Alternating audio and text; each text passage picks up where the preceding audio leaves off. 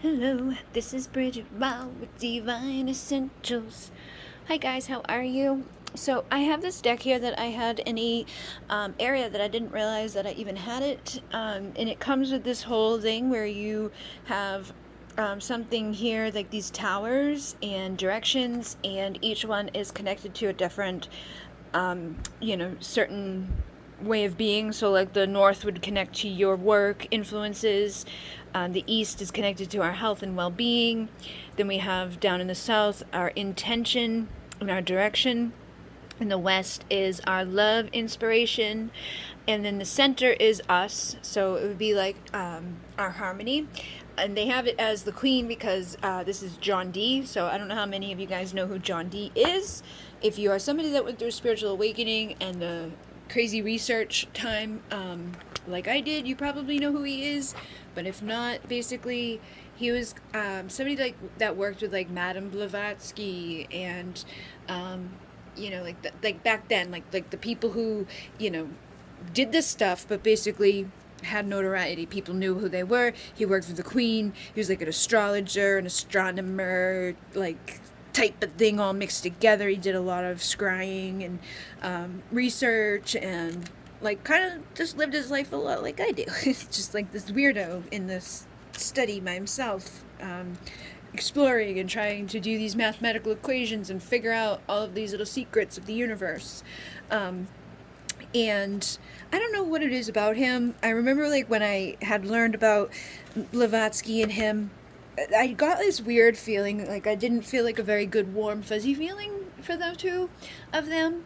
But he was like summoning spirits and stuff, and I think for the most part, like in this book they have the archangels and stuff like that, but I don't know, I just had weird vibes from him.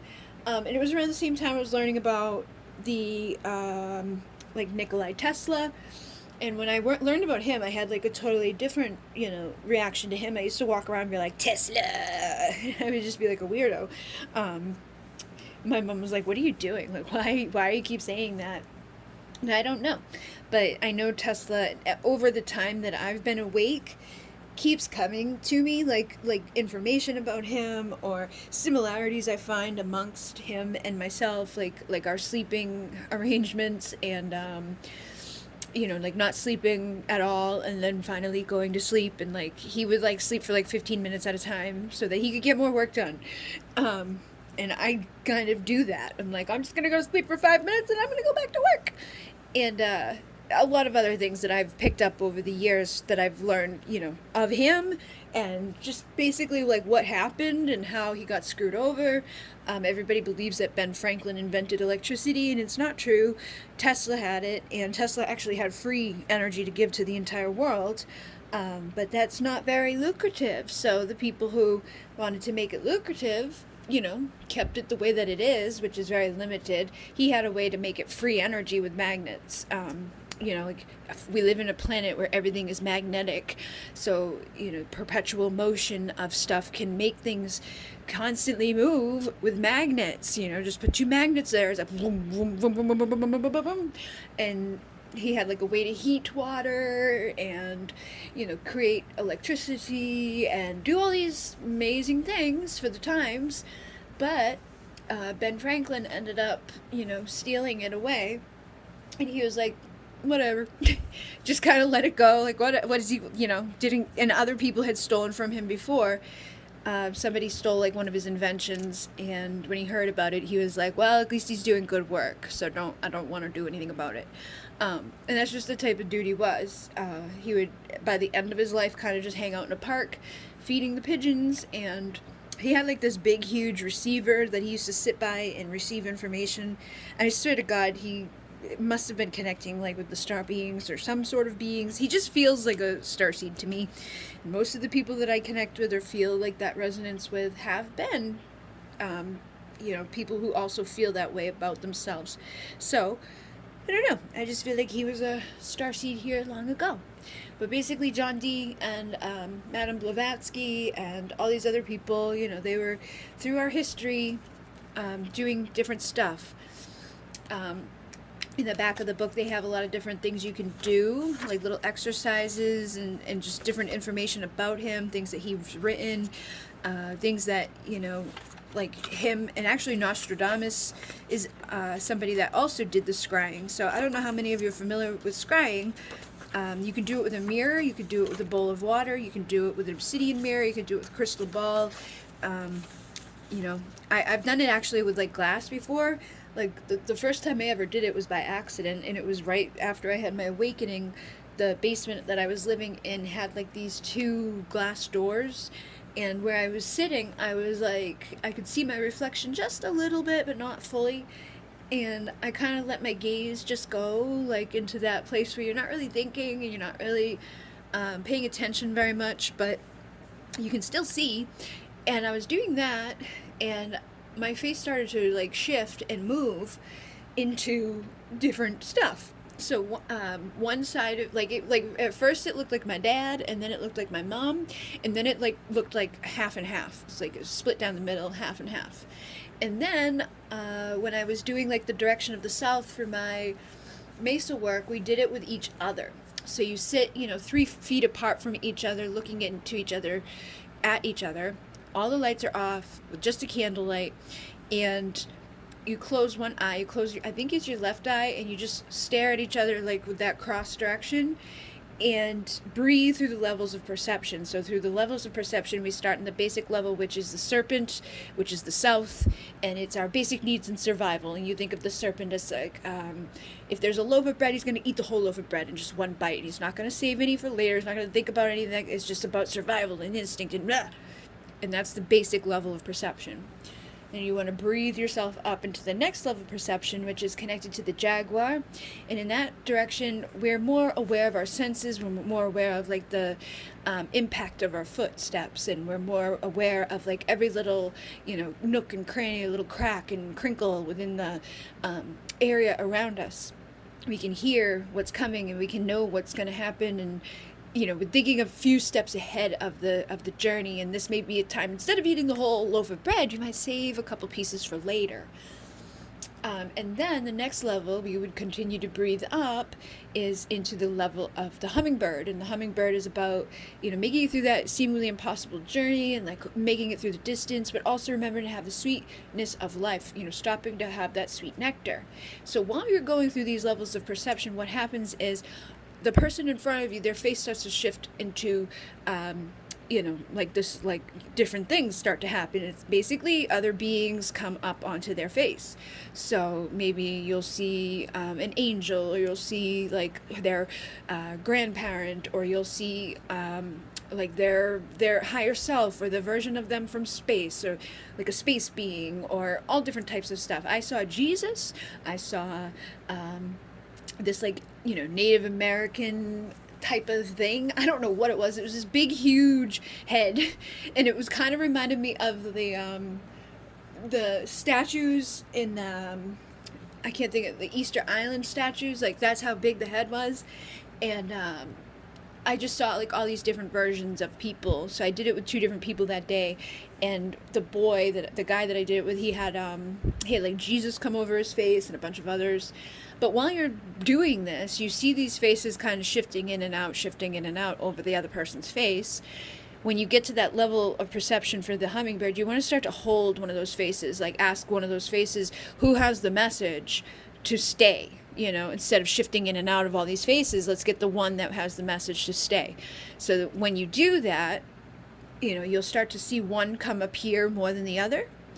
And then you hold it and ask for the message. And you still breathe into the next level of perception, which is the eagle condor. And the eagle condor is about making it through the seemingly impossible. Oh, no. Yeah. See, like, you know, over the storms of life, and seeing like all things being connected. And basically just being able to make it through the journey like unscathed, and noticing all things within it, you know, recognizing that we have to have those other levels of perception. We have to have our basic need and survival. We have to have that part of us that's also thinking about tomorrow, and that part of us that does have that sweetness of life, and the balance of all of those things. Those are the principles of the universe. So as you're doing that, you get the message from that one face that had the message, and then you go to the poof state. And the puff state is where they disappear. And they literally do disappear, because when I was doing it with the guy, there was a oscillating fan behind us, and it was behind him. I could see the fan, like, every once in a while as it would, like, come into the frame of, you know, where, like, it was, like, behind him. So it was, like, sometimes I could see it, sometimes it was behind him. Sometimes I could see it, sometimes it was behind him. But when he disappeared, I saw the wholeness of the fan. It, like, no more of it was disappearing. It was just constant, like, oh, hey, I can see the whole thing now. Oh my God, you actually disappeared. So the puff state wipes them out completely. And I think with practice, people sometimes might need to do it more than once to get to that level. But for myself, that was like the second time I did it with somebody, and it was that same day. And it definitely was like, whoa, mind-blowing. So, and everybody I've done it with since, like when I had people come here to my home, I did it with like a group. I think there was like 6 of us here, and they were all like, oh my God, I want to do it again, I want to do it again, I want to do it again. You don't have to have somebody else with you. You could do it by yourself in a mirror, but just make sure the lights are off, you only have a candle going, and you close one eye. And you just kind of stare, but you don't stare like intensely. You let your gaze go kind of like, you know, like unfocused, a little hazy. Like if you're trying to see someone's aura, the same concept, like when you stare at one spot, but you don't stare at it. You just kind of like have your gaze locked there, but at the same time, you're not really locked in on anything. You're just kind of like aware. And then that's when you start to see the glow all around the outside. And having it on a black backdrop helps a lot. In the same concept too with this, having like a obsidian mirror. If you do it with yourself, looking into the obsidian mirror, you could do it like Nostradamus. He used to take a bowl of water and fill that up. And the bowl was very dark in the bottom, and he put oils in it, and he would just stare into the bowl, into that water. And then he would start to see things coming through, and that's how he made his predictions. John Dee also did that with his either crystal ball on a black cloth, or his, you know, whatever he had. I guess there was all different things that they were discussing back here for the things that you could use. But I've had obsidian mirror come to me like 3 or 4 times in the past couple of weeks. So I'm thinking about getting one. Actually, I have a bowl downstairs that I used for when I made those 888 Lionsgate things. I had filled the bowl with water, I put it outside, and had the moonstones and all of that connected to it. And people, those sold out within like 10 minutes. I have that bowl, and it's black, and it's you know, a protective obsidian bowl. So I was thinking of filling that up. Well, it still has water in it from that time, but I could use that because it's got the Lionsgate energy, and try that out. But it keeps coming to me to get an obsidian mirror too, so I don't know. I might try it. Actually, just realized I have this as well. A black crystal ball. So this might work as well, because it's basically that reflective ball, but it's also black, and that seems to be the common theme within what these people were doing. So basically, this is going to be like a reading for you. Again, this is going to represent your energy. This is going to represent like your work stuff. This is going to represent your health, your intention and direction, your love, inspiration, and also each one of these has an archangel connected to it. I can't remember exactly which one was which. I know Archangel Michael was here. For the health, it's Raphael. Uriel is for, okay, so for work is Uriel and connects with the planet Uranus, Earth, and green. Raphael is health, Mercury, air, red, which Raphael is usually green, but in this one he's red. And then down here in the south we have Archangel Michael, who is working with the intention direction, the sun, the fire, the gold. And then the direction of the west is love, with the moon, water, and silver, and that's Gabriel in the west. So in the middle here we have the silver historian, so that's going to represent your energy at this time. I'm not sure where the historians are in this book. Here we go. So the silver historian, see, each one has a meaning. So if the silver historian had fallen up here, we would read this one. But because it's in the center, we read this. And it says general personal energies. So, are you truly aware of both the positive and negative aspects of your life? And do you acknowledge these enough? Try to find a point of balance in all things, and don't be afraid of past mistakes repeating themselves without reason. If you have a tendency to rush into things without thinking, try to consider, as far as possible, what the long-term results will be. So if you have a tendency to just rush into relationships, or rush into jobs, or rush into whatever it is in your world, right now might be a time to consider what those things are, so that you don't repeat history, because a lot of times we do repeat those things by making the same types of decisions or mistakes, like, oh, every time I meet these people in my life that I end up romantic, after a week of knowing them, we're basically living together and very much connected to each other, and almost like an unhealthy codependency, and then it turns really bad, and I don't understand it. Well, if that's the case, maybe we don't want to rush into that every time. Maybe give it more than 2 weeks before you're marrying and getting moved in and doing all those stuff. Basically, I feel like you could look at it that way. Oh, my phone is dying. And then if you are somebody that this is more related to, like, your work or friendships, or anything like your health, maybe you have a tendency to not really take care of yourself or put yourself first, or maybe you have a tendency to do things like kind of hastily, or you don't always think about like the long-term effects of stuff. You might want to start thinking about those things, because it's going to help you to prevent mistakes repeating over and over. So then in the north we have the Red Historian, and the Red Historian is here in the north with our work influence, and it says, don't get too bogged down in the minutiae of living, as this is simply a distraction. The great events of your life will stand out, as do the turning points of history. Reflect on the shape of your life to date and see if this suggests new directions ahead. If you feel stuck or listless, it could be that it's time for a change. Even the smallest alteration can bring relief in all kinds of ways. Uriel asks, what changes do you think you might need? So if you've been feeling kind of like, life sucks and I can't stand this, and I'm so, and you're just frustrated and overwhelmed and bogged down, and every little thing, every little second, every little minute is just full of like shit and chaos and can't breathe, making a little bit of changes can help with that. And that could be little changes or big changes. It could be like, I'm gonna, end this relationship, or I'm going to stop doing this one thing that I do, or I'm gonna change my career focus, or I'm gonna, pivot myself into this new place to help get relief in this way or that way, or whatever way feels appropriate. So make sure that you are finding, what you want to do, and not allowing every little second to be like overwhelming.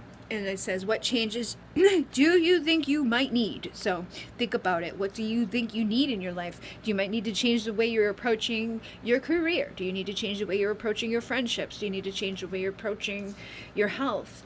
Are you approaching, love in the way that is kind of detrimental to yourself? Or, are you approaching the wrong person, or the wrong, group of people, or whatever it is? Try to figure out what it is that might need to change, and just start taking even baby steps to help you make some difficult decisions. Or not even necessarily difficult, just make the decisions that are beneficial for you. Then we have the Gold Physician for our health and well-being, and it says, spread your net as far as possible in all aspects of life. Look for new and original ways to make your mark. Embrace all that you do, and try to share the wonder of life and creativity. Balancing every aspect of your daily life, the good and the bad, allows you to know what you're doing and why you are who you are. Listen to good advice and consider all your options before making a decision. Raphael asks, who or what fills you with the greatest delight? So what makes you feel joyful? What makes you feel, yay, this is awesome, I'm so happy that I did it, or I'm so, fulfilled when I, create this thing, or live this way, or present that type of experience, or whatever. Like, for myself, I have certain things that I really enjoy over others. And I actually said to somebody recently, I was like, why the hell am I like not doing this more? Because there's certain things that we like just love and can be like engrossed within in hours and hours of our time, but sometimes we don't do those things because other people want something else of us, or other people like something else of us more than, you know, the thing that really like floats our boat. So for me, I'm like, you know, big weirdo with crystals, and I can sit here for friggin' 6 hours staring at one crystal and being like, oh, it's so pretty, look at it rising, oh my god, blah, blah. But that's kind of like a new thing for me that just opened up. I've always liked them, but I was never as weird as I am now. But basically, I was saying I should be working more with them or doing more with them because of that connection that I have with them now. So if you have something like that in your life, you know, think about it and how can you implement more of that, which I know easily for myself. The community that I connect to, you know, most of the people, whether they're here for Twin Flames, Starseeds, Lightworkers, whatever, they also enjoy crystals. So it wouldn't be like a far stretch for me to go ahead and incorporate more of that into my everyday life. So maybe you can make little changes like that with what you're doing, or maybe there's something that you're doing in your world that you don't really resonate with at all that needs to change into what you do resonate with. So find what you like, what do you enjoy, and then try to embrace that as much as possible and share that as much as possible, because that's going to help you to feel better health-wise. You know, it's going to bring that balance into your life when we have joy of what we're doing, and filling us up and making us feel like we actually are making a difference, or that what we're doing is something that we really, you know, can stand behind and, you know, feels good to do. That does really help our world. So then we have the Silver Astronomer. And there's astrology and astronomer. So here he is down here in the south, and it says, allow yourself the freedom to choose what direction you will go in throughout your life. It's easy to get stuck in a rut, following a course that gives neither satisfaction nor reward. If this sounds familiar, take a step back. Give your progress a long, hard look and consider what other options might be open to you. All kinds of influences push us towards making a choice, but every turn in the path should be carefully considered before taking it. And Michael asks, what impels you to follow the path you are on? So again, we're getting this message of like, what are you doing that you're not really enjoying, or what, you know, has been compelling you to continue doing what you're not really enjoying, or are, you know, is there something else that's influencing you to do things that are causing you to feel like you're in a rut, or feeling stuck, or feeling like, you know, ugh. So if that's what's happening, we need to, you know, make some changes and get out into the world of that freedom. So allow yourself the freedom to choose what direction you will go in throughout your life. We have that ability. And that's like the great thing about being your own boss too, is like, you know what, if I don't want to do that, I'm not going to do that. And I'm going to stop doing that, and I'm going to shift it. And it can suck if people don't like it that you do that, but if you can't stomach doing what you're doing, you're not going to do a good job of it anyway. So you might as well, you know, go towards what you enjoy doing and not let other people influence it, not let other people dictate your life for you, because then you're just going to have a miserable life. So then we have the Gold Geographer, and the Gold Geographer is over here. For the love, and it says, if you have recently left behind a difficult relationship, now may be the time to look ahead to fresh possibilities. Don't cling too heavily to the past, but rather make yourself available to new opportunities. Whether you seek love or inspiration, the same is true. Old and outworn truths may need to be discarded in order to make way for new ones, and a change of direction can restore your belief in yourself or others. Gabriel asks, what ideas or beliefs may be ready for replacement? So I know a lot of people out there like to, you know, subscribe to certain things like soulmates and twin flames and karmic and all of that.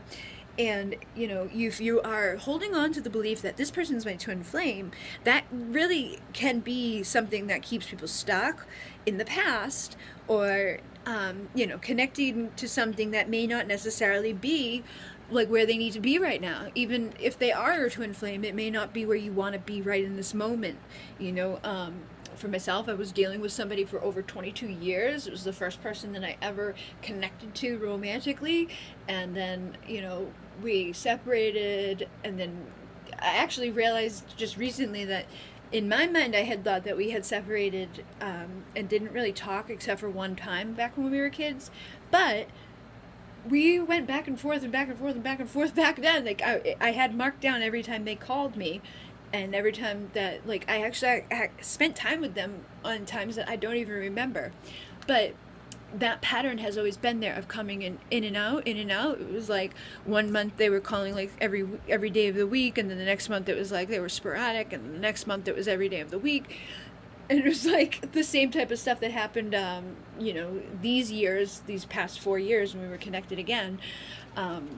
The same type of patterns of like, very much connected and then separated, and then very much connected and separated. But over that time, there was other stuff that I did, or other relationships that I had to go through, other lessons and other situations that need to be cleared up. So you may have certain people that you have contracts with outside of your situation with the twin flame, and if you don't go explore those or clear those, you may just kind of be prolonging the inevitable, or not getting to your union because you're not clearing out what needs to be cleared out for that. And even just holding on to that belief of they're my twin flame can be very detrimental for people, in the fact that they allow really bad behaviors, or they allow things that they normally don't allow, or they like sweep things under the rug because, oh, but this is my divine counterpart, so that makes an excuse for this bad thing that happened or whatever. So everybody's different. Everybody has their thing. I don't want to make people upset or trigger anybody, but sometimes people believe that it's their twin flame when it's not. And sometimes people are really like dealing with stuff, or really not good people, and allowing those not good people to be that way because they believe what they believe. So if your belief is something like that, try to, shift it up a little bit and be like, what is divine to me? Like, what does a divine counterpart to me actually mean? Or what should it mean? Because what it means to you right now may be not necessarily very divine. So you want to think about, what does the word divine mean? And how would somebody embody divine? How would somebody embody like a very spiritual, high-level soul connection that's for my highest and best? Can I honestly say to myself that this person has helped compel me to be a better version of me? Or has my life kind of gotten worse as a result of knowing them or being connected to them? And just ask yourself honest questions and be honest with yourself, and then come to the conclusion of, well, maybe they are my twin flame, or maybe they're not my twin flame, but whatever the case is, if they're not showing up right now in this moment, there's a reason for that. So instead of just sitting here idly and not doing anything with myself, I'm going to go out and live my life and see who is showing up for me right now, because whoever is showing up at this time is for me and is meant to be there for a reason, for a purpose, so that I can, heal and grow and have the journey play out the way that it was meant to. So don't put your life on hold for anything. Don't allow, circumstances or beliefs to be limiting you, because that's not what we want to be doing.